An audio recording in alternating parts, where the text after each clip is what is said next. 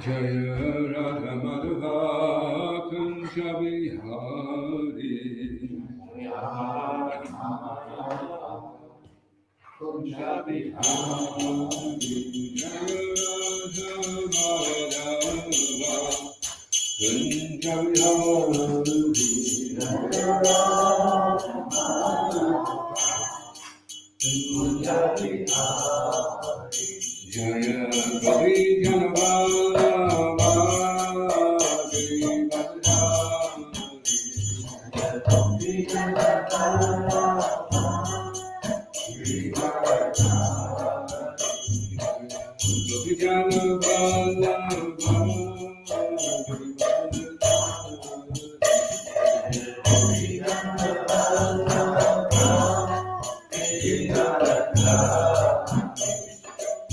Yashodanandana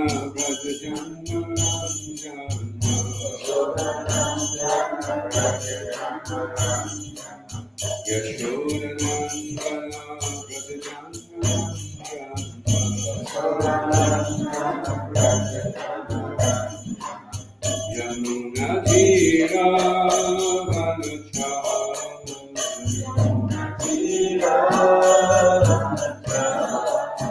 Yamuna Tira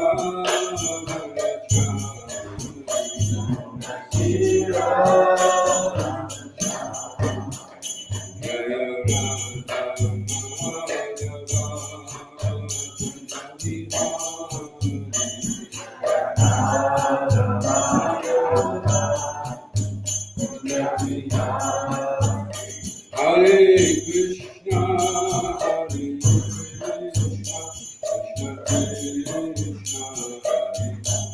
Hare Rama, Hare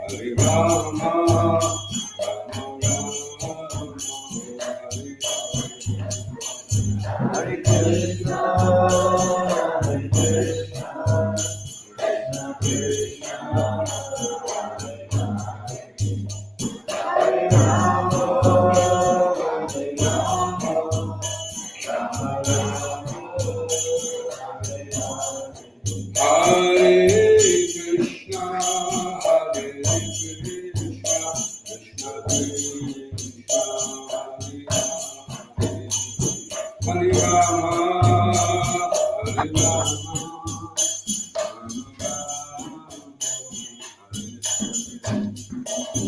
Hare Krishna, Hare Krishna, Krishna Krishna, Hare Rama, Hare Rama, Hare Krishna, Hare Krishna, Krishna Krishna, Hare Hare. Hare Rama, Hare Rama, Rama Rama, Hare Hare.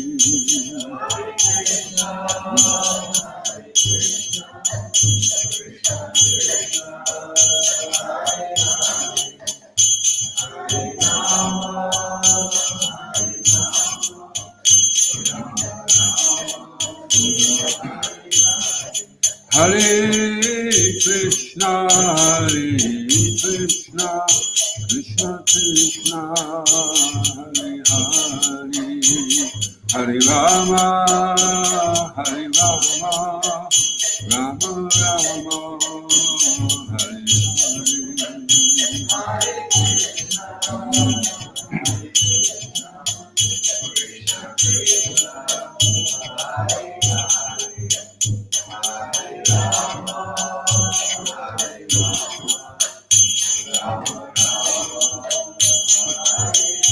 Jaya Jaya Guru Dev, Guru Dev, Guru Dev, Guru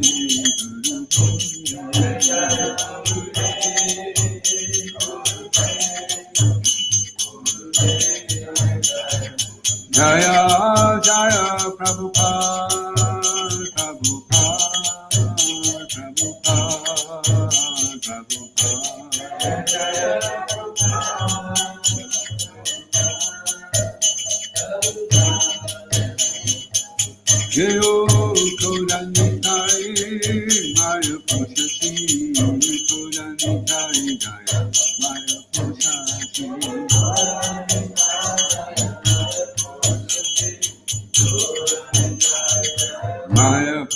Shashi, Iska Guru Hindiki Jai, Shri Papa Ki Jai, Shishi Kadmi Chai Maya Shashi Ki Jai.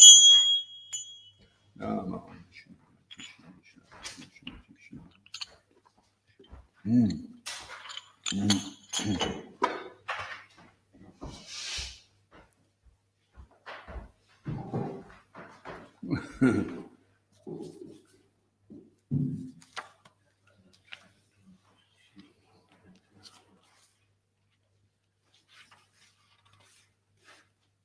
So reading from Srila Papa Lilamrita,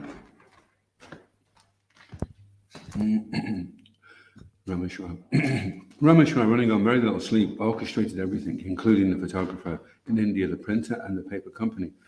Sometimes he would work directly with Radhavallabha on various aspects of the production. Radhavallabha had set the deadlines, and he kept them at all costs. To the press workers, he seemed to be present everywhere, encouraging them, bringing them supplies, seeing to their needs, begging and coercing. But one night he took a break and entered Prabhupada's room during an informal gathering of devotees. Prabhupada, his eyes closed, his head gently rocking, was listening to a tape of himself singing bhajans. Opening his eyes and seeing Radhavallabha seated among the others, he said, "I am keeping you?" And again he closed his eyes.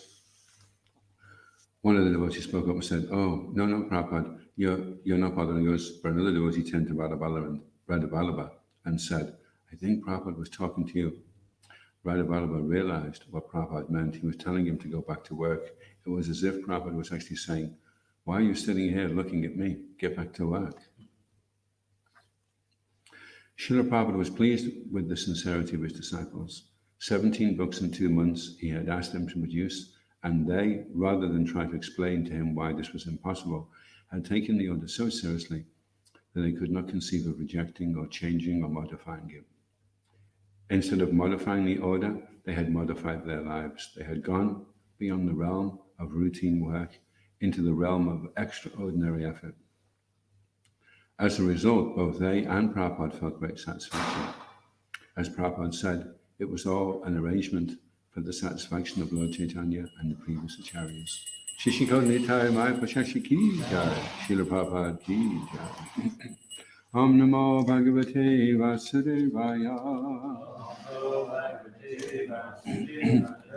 Om Namo Bhagavate Vasudevaya. Om Namo Bhagavate Vasudevaya. So we're reading from the Srimad Bhagavatam. It's Canto 5, and the chapter is entitled The Activities of Lord Rishabdev, and it's text 17. Spoken through the Sanskrit. Yajam eva kevaya atparam avaraitam vivida rijna samsara paritapotabhyamanam anusavanam snapayantas tayeva paraya nivrityahi apavagam atiyantikam parama purushatam api swayam asaditam no evati driyante bhagavadiyat neva parishmatma savata. Responsibly, please. Yasham eva,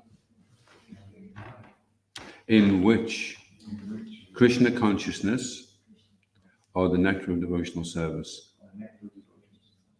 Kavaye, the advancement of learned scholars,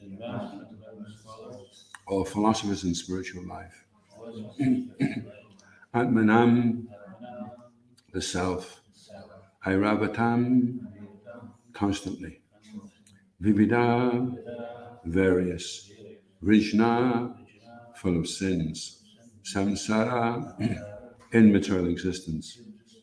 Paritapa, from miserable conditions. Upatapyamatnam, suffering. Anusavanam, without stopping. Snapayanta, bathing. Taya, by that. Eva, certainly. Parya, great. Nivritya, with happiness. He, certainly. Apavagam, liberation, ayantikam, uninterrupted, parama purusha artam, the best of all human achievements, api, although, swayam, itself, prasaditam, obtained, na, not, eva, certainly, adrianti, endeavor to achieve, bhagavantyatavena eva, because of a relationship with the Supreme Personality of Godhead. Parisamatma, Savata, those have ended all kinds of material desires. Translation: devotees always bathe themselves in devotional service in order to be relieved from the various tribulations of material existence. By doing this, the devotees enjoy supreme bliss and liberation personified comes to serve them. Nonetheless, they do not accept that service, even if it is offered by the Supreme Personality of Godhead Himself. For the devotees, liberation, mukti, is very unimportant, because having attained the Lord's transcendental loving service, they have attained everything desirable and have transcended all material desires. Prabhupada Srila Prabhupada Ki Jai. Devotional service unto the Lord is the highest attainment for anyone desiring liberation from the tribulations of material existence. As stated in Bhagavad Gita 6.22, Yam ladva chaparam labam manyate nadikam tata. Gaining this, one thinks there is no greater gain. When one attains the service of the Lord, which is none different from the Lord, one does not desire anything material. Mukti means relief from material existence. Bilvamangala Thakur says, Mukti mukali tanjali sevate sma. For a devotee, mukti is not a very great achievement. Mukti means being situated in one's constitutional position. The constitutional position of every living being is that of the Lord's servant. Therefore, when a living entity is engaged in the Lord's loving service, he has already attained mukti. Consequently, a devotee does not aspire for mukti, even if it is offered by the Supreme Lord Himself. Om Ajnana Timirandasya Gananjana Shalakaya Chakshurun Militam Jena Tasmai Shri Gurave Namaha. Jaya Shri Krishna Chaitanya Prabhu Nityananda Shri Advaita Gadadha Shivasadi Gaura Bhattarinda. Hare Krishna, Krishna Krishna, Hare Hare, Hare Rama, Rama Rama, Hare Hare. Vanchikapatrubhischa kripa sindhubheva paritanam bhavanebhyo vaishnavebhyo namo. So the translation: devotees always bathe themselves in devotional service, and they're relieved of all the different tribulations, and the devotee enjoys supreme bliss, and liberation personified comes to serve them. But even if this is offered, for the devotees it is very unimportant, because having attained the Lord's transcendental loving service, they've attained everything desirable and have transcended all material desires. So in the purport, Prabhupada is saying, devotional service unto the Lord is the highest attainment for anyone, even for those desiring liberation from the tribulations of material existence. And then Prabhupada quotes the Bhagavad Gita 6.22, once you gain this, then there is no greater gain.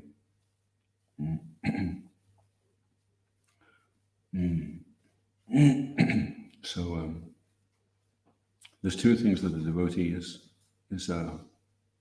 wanting to become free from. One is karma, which is gross material desire, fruitive activity, just trying to acquire facility so that one can enjoy one's senses, which is Western civilization is all about it. Economic gain, consumerism, possessing, working hard, and reaping the results of one's hard work. So this is how the whole mechanism, the whole economy is fueled. Vice has become virtue, and virtue has become vice. So this is how people get along in the material world. And then some of them start to think, well, actually, this is not really giving me what I want. There must be something better than this. And then that's the level of Gyan. Jnani is one who becomes aware that this is all suffering, and he wants to get free from this suffering. He wants to attain a liberated state, or Prabhupada refers to as mukti. So when one is liberated, then he doesn't have to worry anymore about having material things or material desires and material frustrations. That all goes away. So then that seems to solve the problem. But then it's explaining here in the translation that isn't the end of the problem, because even this gyan, this knowledge, and this becoming free from fruitive activity, it's still considered unimportant to the devotee, because for the devotee, he's experiencing a freedom from anxiety and tribulation, which goes beyond even desiring liberation. And this is experienced when one is engaged in devotional service. So to actually engage in devotional service means to experience the relief of all the different tribulations. The problem is if it's not actual devotional service, then we won't experience that.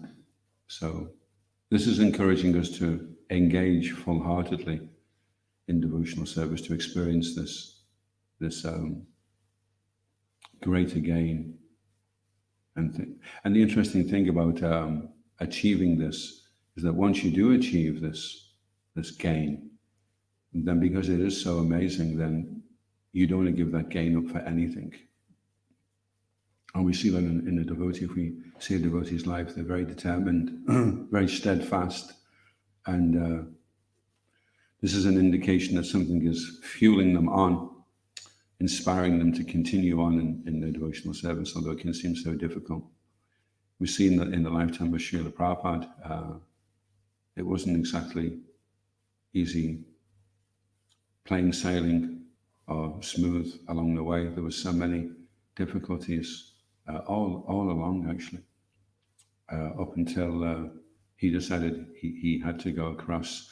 And then when he went across the ocean on the Jaladuta, then also there were difficulties to the point where it seemed almost insurmountable. And Srila Prabhupada still pushed on with great determination, and then achieved all success. So that's a good example for us to meditate upon, is that we shouldn't become too worried about wherever the difficulties are or the problems are. We should stay fixed, stay focused on devotional service. Interestingly enough, on the subject of focus, I've been doing a little bit of archery as a kind of a recreational pursuit, and I just had a major breakthrough on focusing, because generally when you focus, the tendency is to look at the sight and then try and line up the background that you're focusing on, which is a blurry image. But if you instead focus on the target, then the sights remain blurry, but it's much easier to hit the target. So we're encouraged that devotional service will bring us to the point of experiencing a gain, which will be so great that we'll never want to lose that gain. And we have to focus on that. And the means of achieving it, then that remains blurry. That remains a detail, a minor detail. But the main focus is the goal. And the main goal, Srila Prabhupada coined the phrase, back to Godhead, back home, back to Godhead. So that's what we want. We want to go home. We want to go back to Godhead. Just to come to the awareness that we're not home here in the material world, it is a major breakthrough for people in general, just to realize that this isn't home, that this isn't the place to try and settle down and make cozy, because by its very nature, everything is changing, everything is fluctuating. You have all your family members around you. You want to be cozy. Everything's going to be nice now. You have a little wood fire burning in your wood burning stove, and you have nice thick carpet down, and everything's cozy. And you give each other a big hug. We're going to sit down now and have a cup of herbal tea in front of the burning fire, and everything's going to be great. And then the problem is all these people that we love. We have so many people on the Vyasa with Srila Prabhupada, on the side of Vyasa, and they're all in danger or have died. So that's unfortunately the nature of the material world. We're trying to make it our home, but the very things that we love and are attached to, they're all disappearing from us one by one. So Prabhupada coined that phrase, back home, back to Godhead. We need to go back to a place where people don't disappear. People stay with us forever. And you can just imagine how deep that relationship must be. If you have someone that you love very much, then you've loved them for maybe a few years in the material world. But imagine being in a relationship where you've loved somebody for so long that there was never a time when you didn't love them, and there in the future is there a time when you won't love them. So that's our relationship with Krishna, with all the living entities that we're connected with in the spiritual world. So you can imagine that's what home feels like. And that gain, which having achieved one never wants to give up, is a glimpse of that home. And then starting to realize, wow, this is where I belong. This is where I come from. This is my home. And then going back home, even if there may be many problems on the Indian train, the Rajdhani, sometimes there are many problems. There are far too many people in the compartment, for one thing, and sometimes not just people, goats and chickens and big people, and they're all squeezing in, and you're sitting there. But if you're focused that the Rajdhani is taking you to Vrindavan, then you don't become so concerned with the difficulties along the way. So a traveler who is able to meditate on his destination, he achieves so much solace from meditating on that, and every day or every hour on the train, he knows he's getting closer to his destination.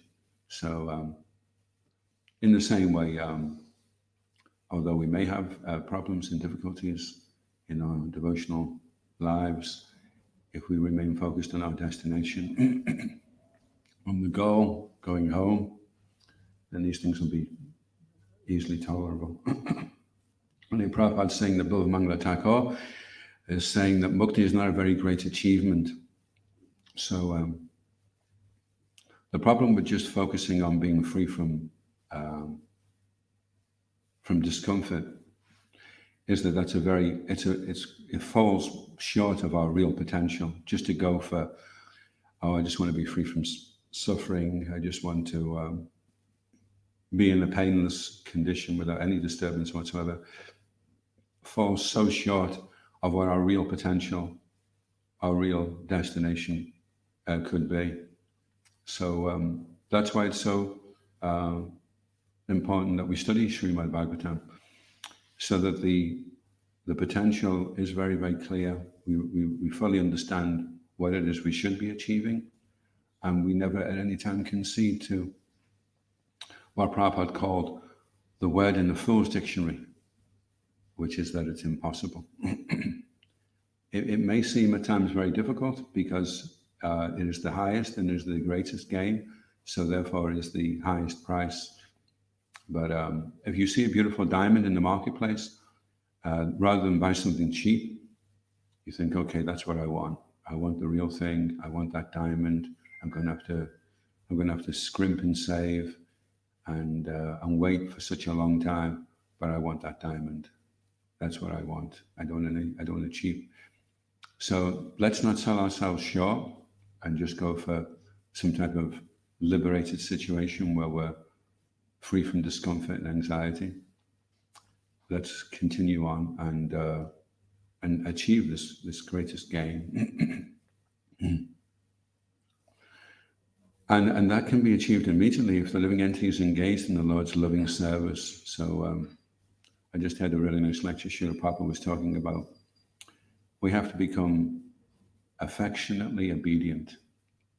So that's what we're trying to do. We're trying to be obedient. We're trying to follow everything nicely. And we're trying to do with affection. And if we can do that, then immediately we can access pure devotional service.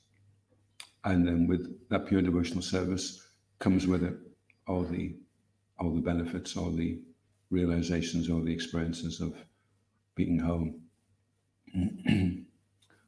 We don't have to wait until we die. Sometimes there's this idea that be a nice person and hope for the best.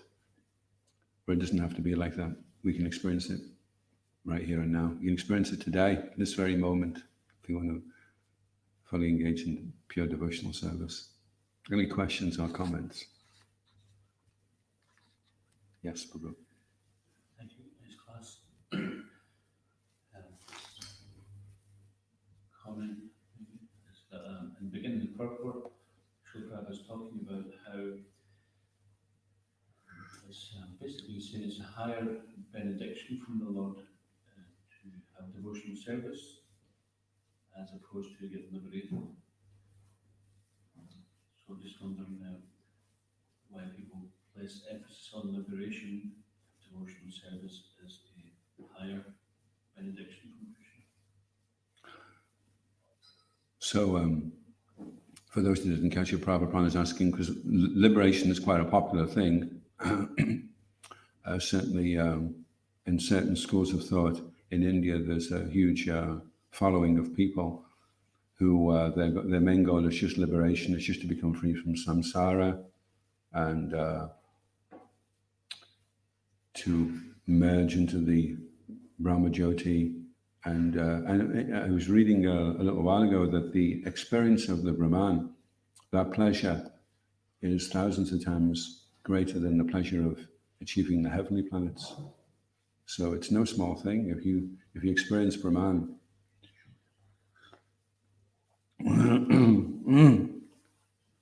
But then we're being told that Brahman doesn't equal one drop of the ocean of pleasure experience in devotional service.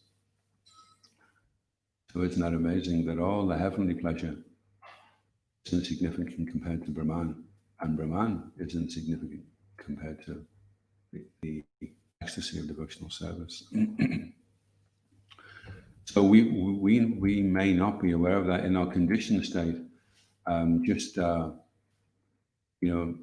Coming in from the cold and putting your hands in front of the fire, and you may think there's nothing better than this.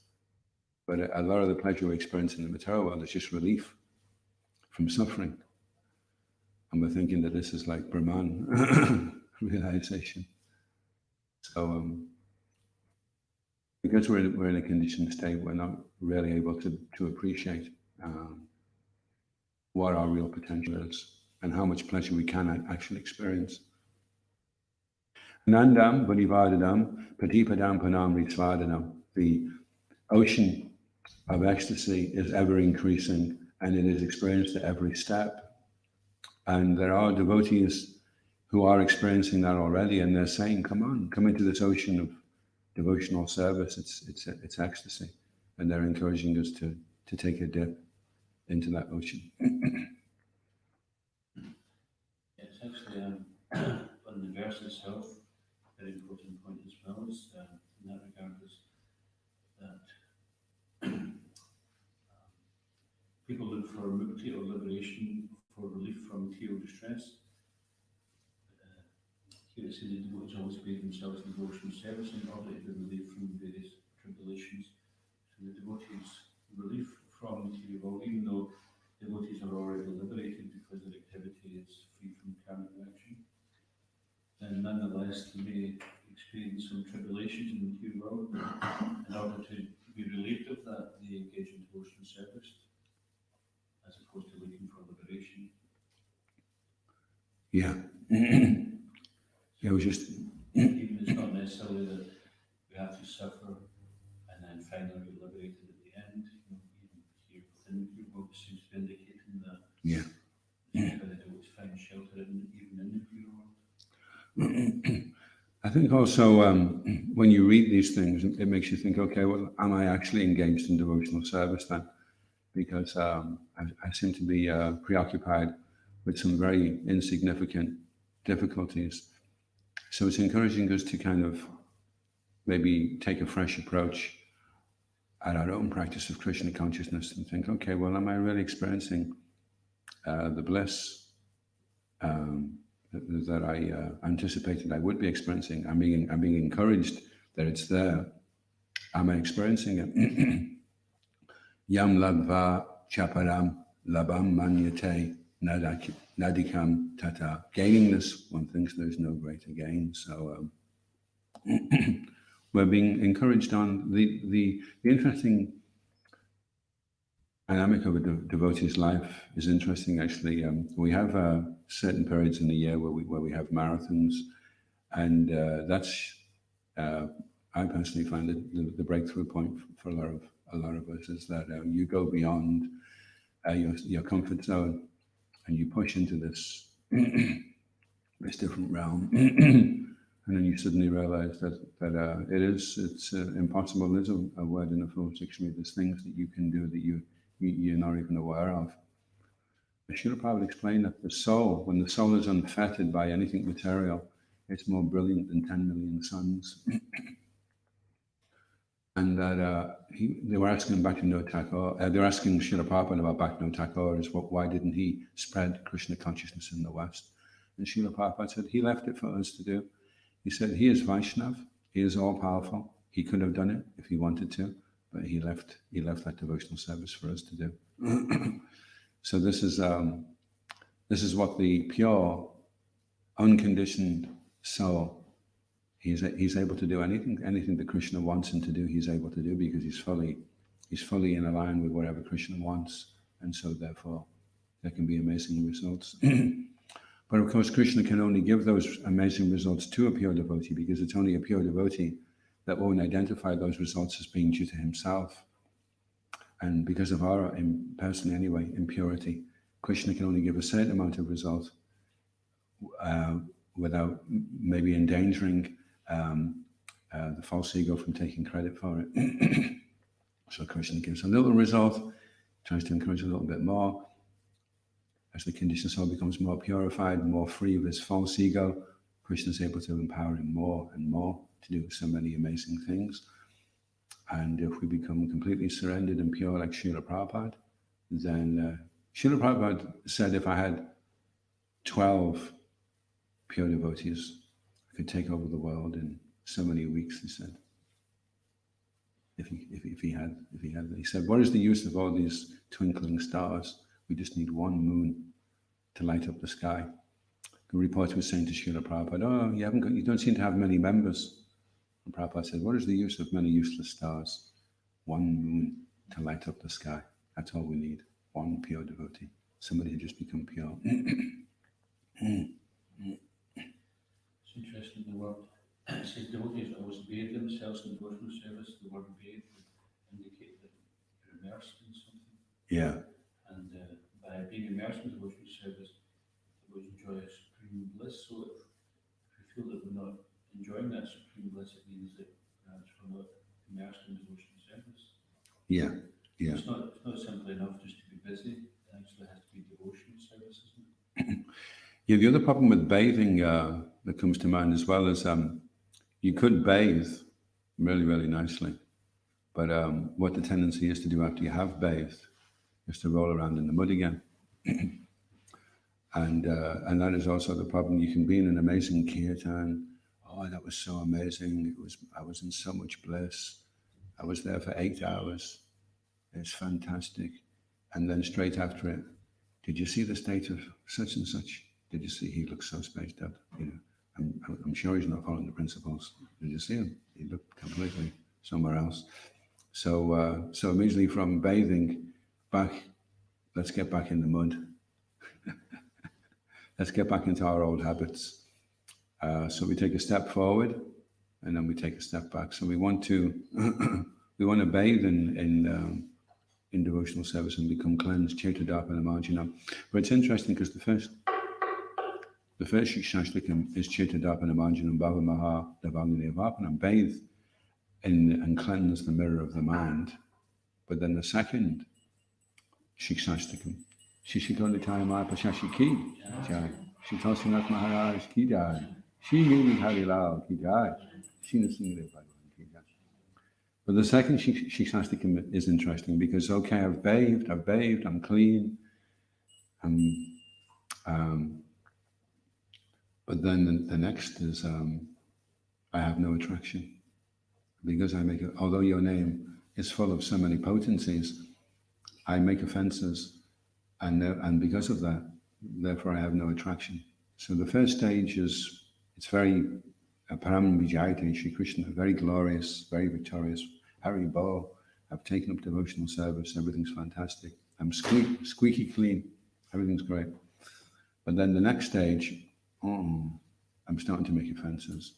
Due to my pride, I'm making offenses, and therefore I'm losing attraction for the holy. I must be losing attraction, because if I wasn't losing attraction for chanting the holy name, I'd be chanting the holy name all the time. But do I feel like chanting the holy name all the time? No, not really. So then I've made offenses.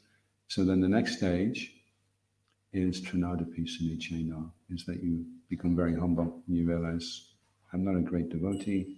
I make so many offenses. I'm so sorry. And then we become apologetic and remorseful. And then we move into the stage of Nishta, which is Trinadapi Sunichena. And the Nishta is just before Ruchi, Nadanam, Sundaram. Then I lose interest in Dhanam, Janam, followers, wealth, Sundaram, beautiful women. I'm losing an interest in these things now. So there's a progression. And what's nice about the Shuddha Bhakti Chintamani, Sri Ramaj has charted out the territory that we have to navigate to help us see when there are lapses in enthusiasm, and we're maybe not feeling like we're gaining this, that it's the greatest gain. We're maybe not feeling that we're, to be free from tribulations and anxieties would be really fine by me type thing, So the Shuddha Bhakti Chintamani is really nice because Sri Ramaj is helping us to navigate through these stages so that we can reinstate ourselves in the Lord's good graces, which is where we're experiencing the bliss of Krishna consciousness all the time. And that's why it's very helpful. In an international society, we have access, we have so many great devotees now that we can go to online and we can hear them. I was listening to Shiv Ramaj yesterday, and it's very powerful. They just have to make one or two realized statements, and it's very, very powerful. It helps you keep going, that it's there, that goal is there. It is achievable. I just have to push on. Still on the question of unity. Yeah. So it seems that what's said in the purport here, the verse actually, even if the Supreme Lord offers a devotee liberation, they don't accept it.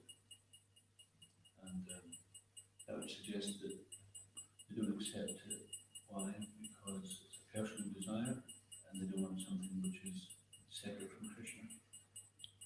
It's not material, it's liberation from material, but still it's a personal desire, isn't it?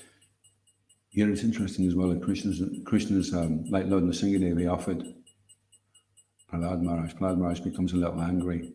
Why are you treating me like a businessman? I'm doing this because I love you. That's all. I just want to serve you. I don't want anything in return. So it gives us a little glimpse into the dynamics of the relationship between the pure devotee and Krishna. And Krishna's, is there anything I can do to help you? And the devotee's only prayer is, well, just help me to remember you, and just help me to remain pure in my Krishna consciousness and not allowed to become tinged.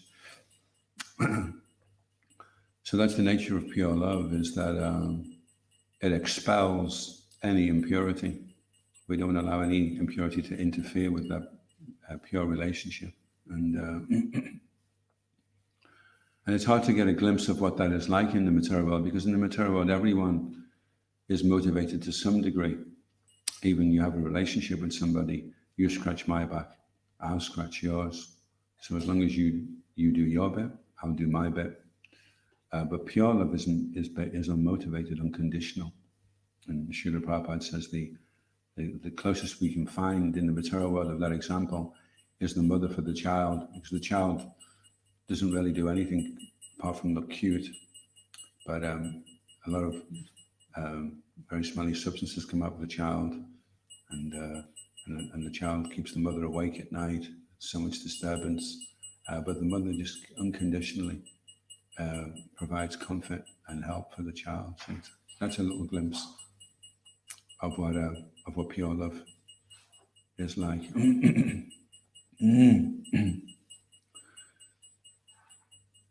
Answer the question.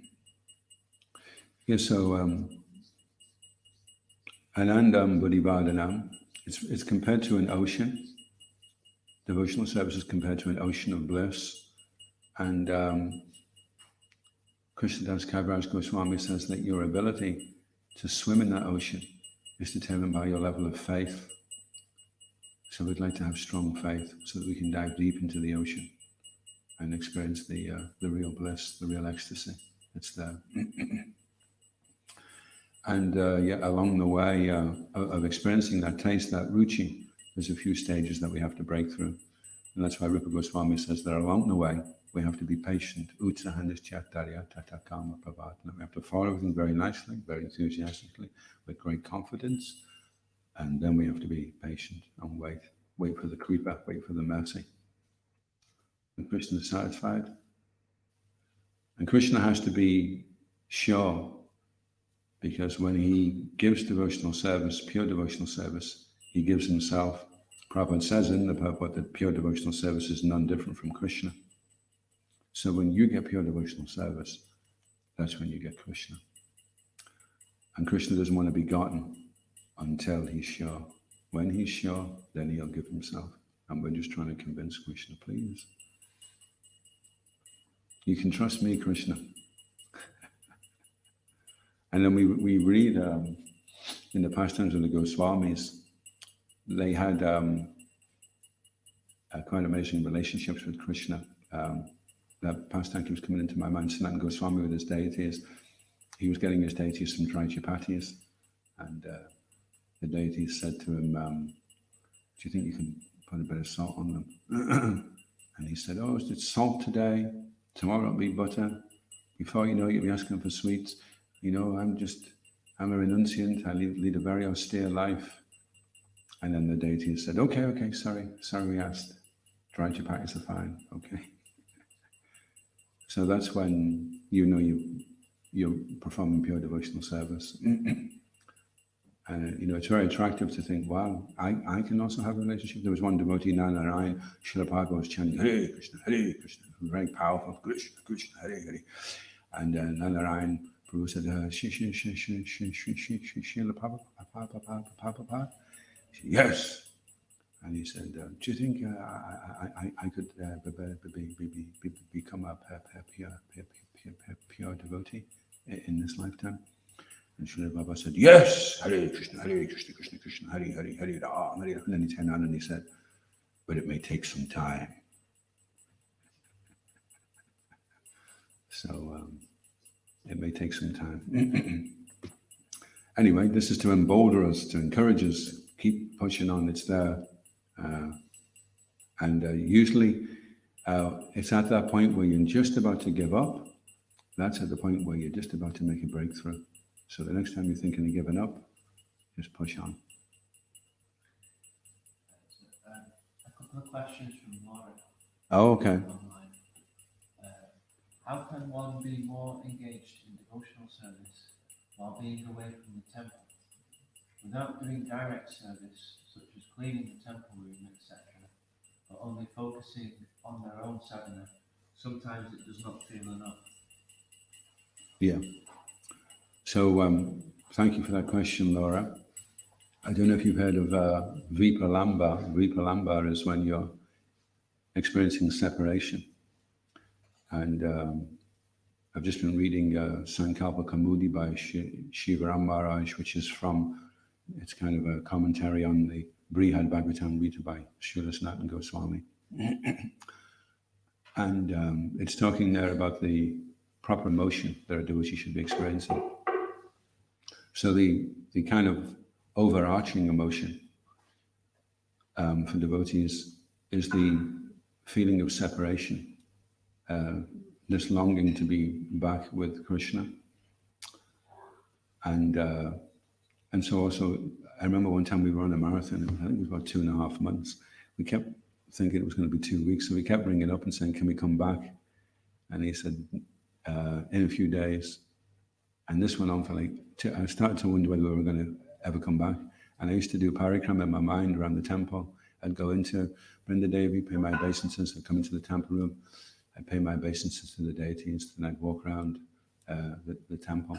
In fact, at that time, it was the temple down the bottom, because the reason why we had to start so long was they were trying to get this place ready for us, and it was going to take a certain amount of time, and it took longer and longer and longer. So the separation was very, very intense, and when we finally did come back, and we saw this beautiful temple, it was, having been in the other one, which was, it's about maybe 1/10 of the size of this, eighth of the size.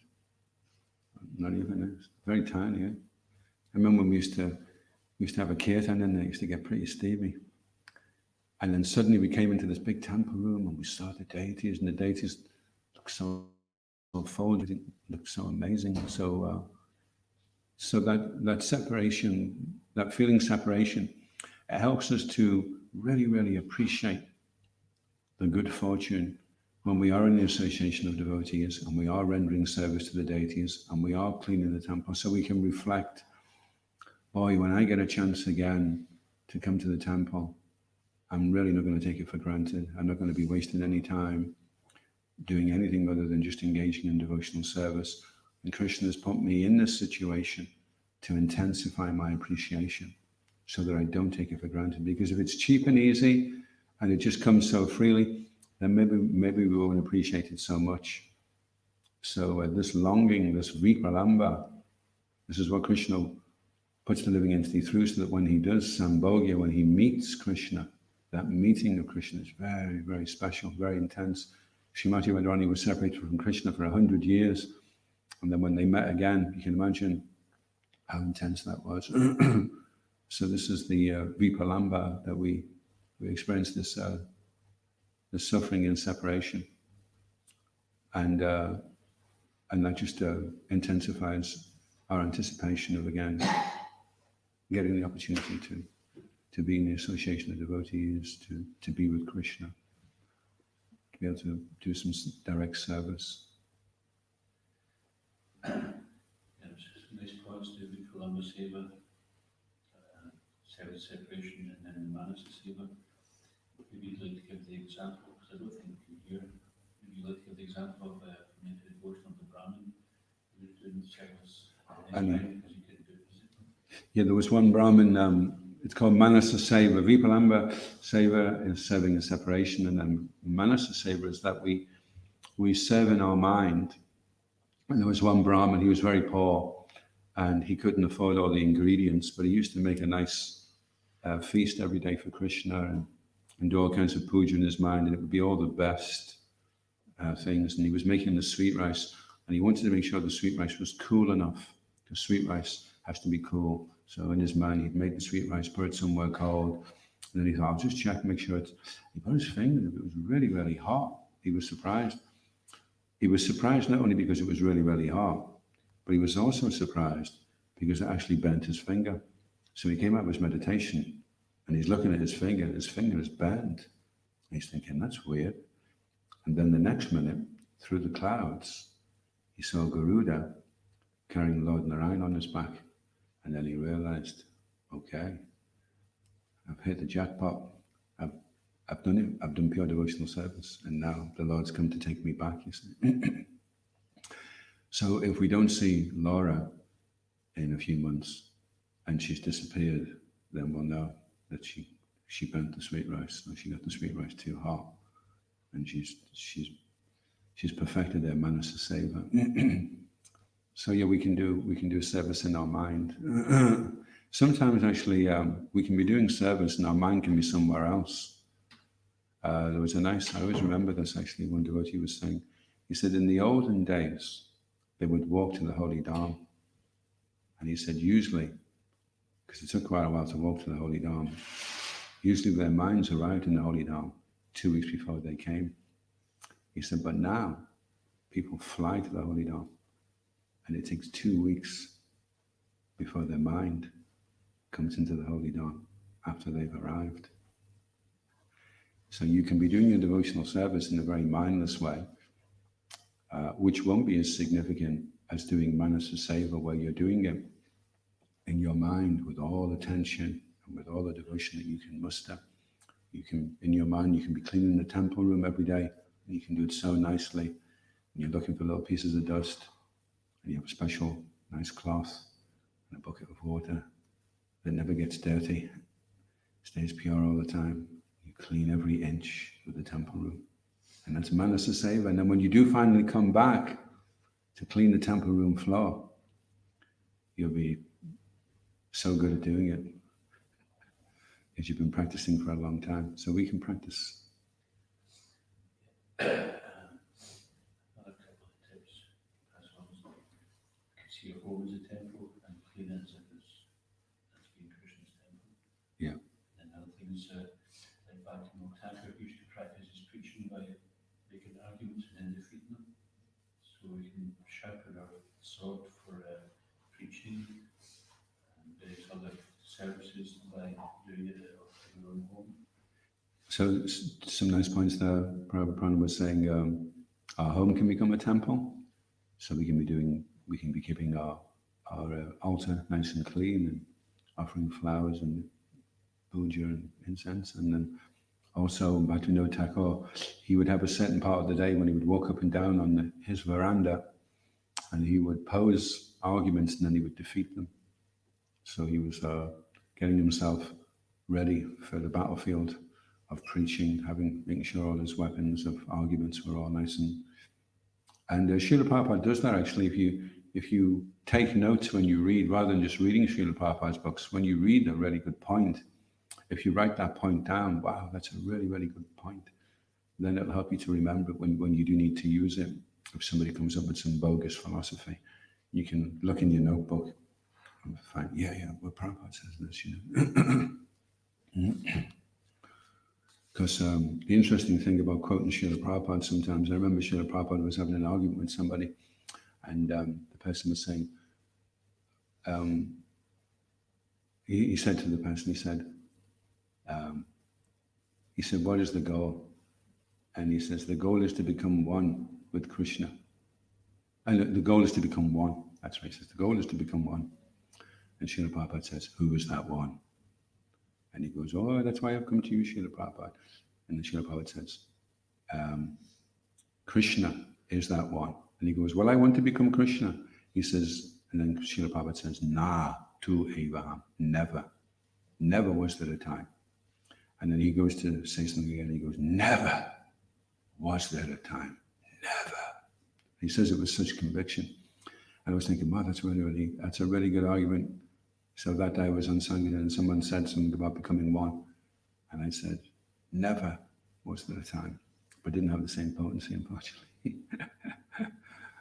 But anyway, it's good to have those statements and then getting the potency to deliver them with the same conviction that Srila Prabhupada was able to.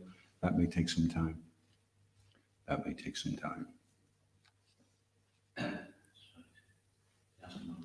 Yeah. Yeah. Come back to the original verse. It seems that the one who's performing devotional service is in a better situation than one who is simply liberated, because one can fall down from the liberated platform, whereas you get Krishna's protection if you're on devotional service. So it seems like that's a safer situation here. Yeah. The problem with being liberated is it's not a permanent situation. Srila Prabhupada was saying they go up to the moon, if they do go up to the moon, But even if they were able to go up to the moon, they can't stay there. They have to come back again, you know, for fresh supplies of Kit Kat or whatever it is they eat when they're on the moon. And so they can only last for a certain. It's funny, actually, wonder what you were saying. But Prabhupada, you said it's just eating, mating, sleeping, defending. But what about going to the moon? And Prabhupada said, well, what are they doing on the moon? Just eating and sleeping. So there's nothing. Eating cheese. Nothing special, really. So you can't stay there. I mean, it made a fantastic endeavor, but you can't stay. So in one sense, what's the point? It's pointless. In the same way, you may try like anything and eventually reach the Brahma Jyoti. But sooner or later, a desire will come within your heart to want to experience some type of interaction, some type of pleasure. Srila Prabhupada said there is no such thing as pleasure unless there is personal interaction. All personal interaction. It's like if I see something nice, I'm thinking, oh, if only such and such a person was with me, it would be so much nicer. So real enjoyment is when we experience it with personal interaction. Just on your own, it isn't as relishable. So when you experience that personal interaction with Krishna, that is so significantly deeper than anything else. And what's significant about it as well is that it's eternal, that it's unshakable, which is an amazing experience to have. We live in a world where everything is tottering and fragile, and then suddenly you connect to something which is eternal and permanent, and that is very satisfying, actually. That's actually what we're looking for. It's interesting, isn't it? Satisfy, sat, because we're Satchitananda. So that's satisfaction we're looking for. You'll only get satisfaction when you can get hold of something which lasts forever. That's the only time you'll be satisfied. Up until then, you'll just get some cheap, second-rate, half-baked, rinky-dink, synthetic photocopy of the real thing. So just go for the real thing. And the real thing, it's interesting because we say realization. So self-realization means becoming aware of the reality. What is actually the reality? This isn't real. This is a temporary thing. Rita ritam yat pratiyeta. Pratiyeta is it appears to be. And riti means without value. Ritam. It appears to be of value, but if it is without connection to me, tad vidyan atmanomayam, then know that it is my illusory energy, and therefore it is useless. It is of no value. Just learn that first.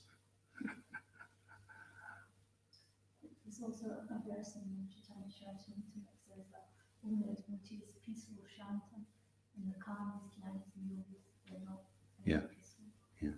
Because they have a desire for either sense gratification or liberation. Yeah. Yeah, when you actually get it, when you actually experience that bliss of devotional service, then you're so satisfied, so peaceful. And then the only anxiety then is how you want to share that with others. Prahlad Maharaj was saying, I have no anxiety for myself. I'm experiencing this amazing bliss of my only sadness now is all the fools and rascals that are wasting the human form of life. And it's for them that I'm concerned with. I want to try and help them now, because that's what happens. Your heart becomes soft, and when the heart is soft, compassion is the natural thing. That part of feeling pure love is this compassion that comes. So you feel compassion for others, that they're not experiencing it themselves, and you want to share that with them so they can experience the same thing. Jai, Iskon Guru Govinda ki, Srila Prabhupada ki, Nitai Gaura Premanandi, Hari Hari Bol. All of you ki jai.